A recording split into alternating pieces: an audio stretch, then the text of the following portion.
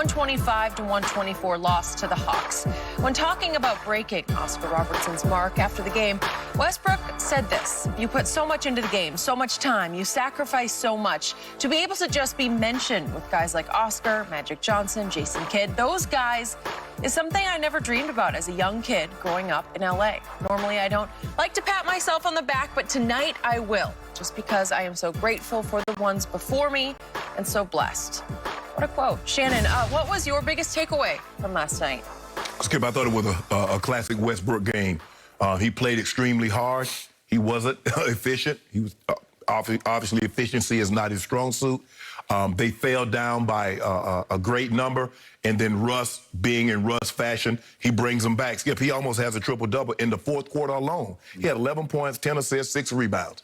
And it seems like, to me, as the game got in the fourth quarter, his efficiency picked up because he was 6 of 15 going into the fourth quarter. And I think, if I'm not mistaken, Skip, I think he finished like 11 of 22, something like that, 11 of 23. So, but he hit it up with a, wasn't as 10 bad. of 22. 10 of 22. Yeah. It wasn't as bad as going into the fourth quarter as you thought. You're like, man, Russ, you're going to have one of those type games again. You're going to end up getting this triple-double, but you're going to get blown out in the process. But he will, considering Bradley Beal's not there, he got everybody involved. 21 assists again last night with only 3 turnovers. Skip, you could live with that. Normally, a guy has that many assists, he would turn the ball over 5, 6, maybe even 7 times. But he only had 3 turnovers and 21 assists. But it was Russ. And Skip, Russ is a standalone.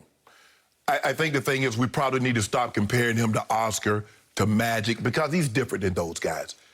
I think the thing is because Russ has done this so frequently, and it's not easy to do, but we've seen so many other guys. Skip, I remember in the 80s with Magic Johnson, it was a thing, a triple-double. I'd never heard of the term until Magic started doing it. Triple-double, triple-double. Like, what?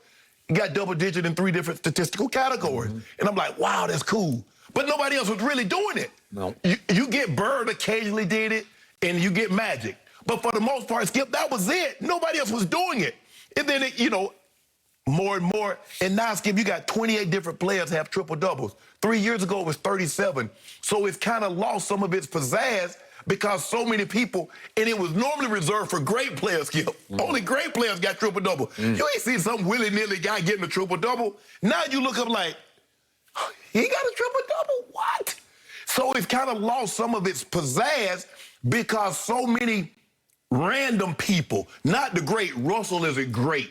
So Russell getting a triple-double, LeBron getting a triple-double, or Steph Curry, or James Harden, we like, okay, yeah.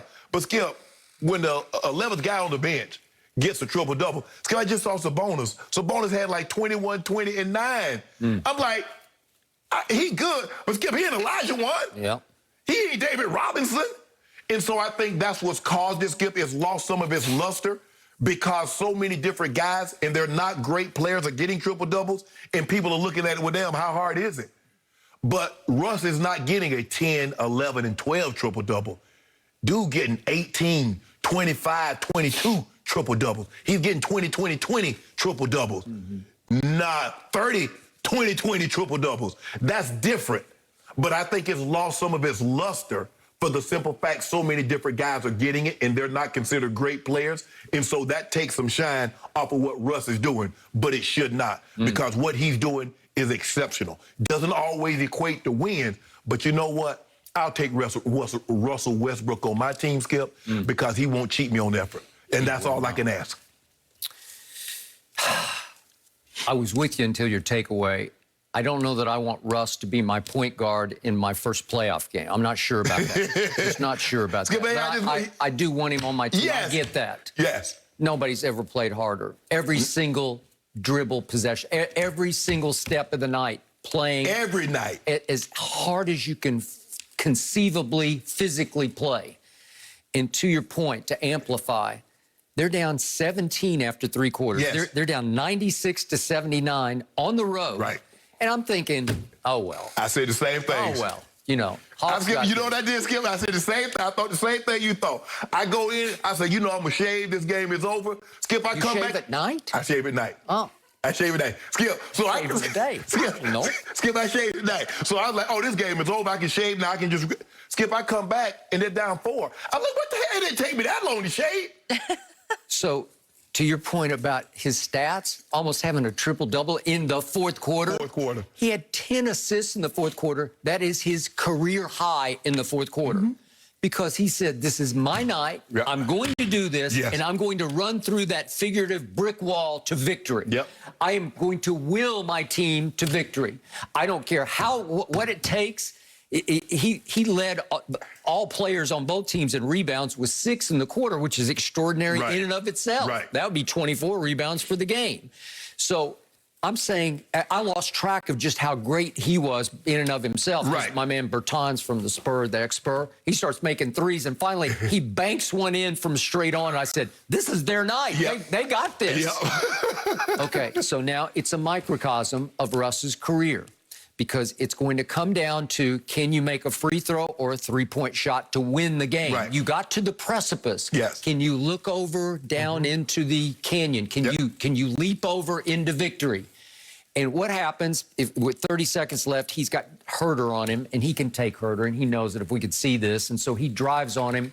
I thought this was an and one, too, This is Skip. an and one, and he just gets body hammered. That's Yeah. just a body foul. That's just like a football foul. Yeah, that's an and one. And Yeah. Russ is like, give me a break, and he just wills the ball in the basket. He just says, I'm going to force this ball past the front of the rim. It hits hard on the front, and it just goes right over the front of the rim. Yeah. And I'm saying, and one. And then I sat back and I thought, I don't know if he could make the free throw, because right now he's shooting 64% from the free throw line. He's not what you'd call a clutch late game free throw But shooter. he been good lately. He was 5 of 5 Okay, last he was night. 5 of 5.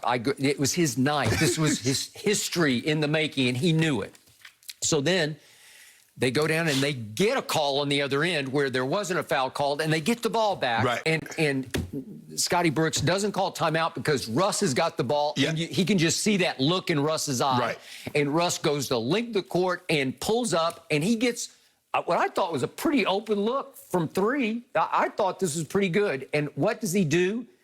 He does his jabby recoil stroke, that little flick back, you Right. know, and there's no follow through on it.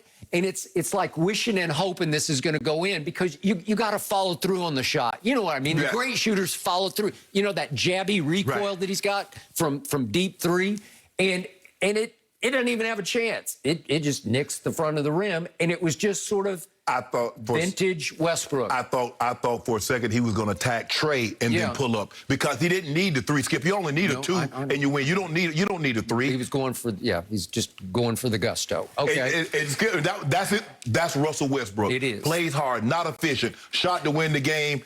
That's a Skip. I don't really think that's a good shot. Well, again, he wanted to cap it off by doing something that we say you can't do. Right. Because he's just not a good three-point shooter. He never has been. So right now he's 31.5% from 3.